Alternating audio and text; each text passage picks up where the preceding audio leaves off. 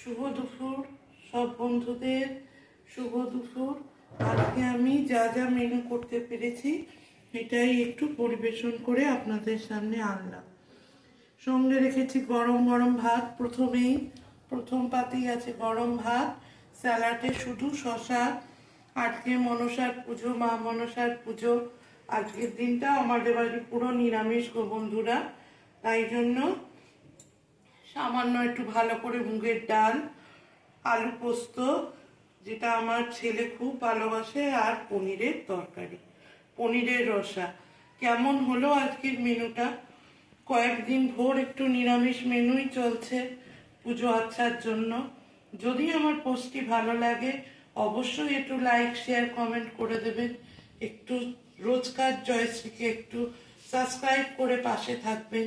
তাহলে আজ আসি, আবার আসবো আরেকদিন। টাটা।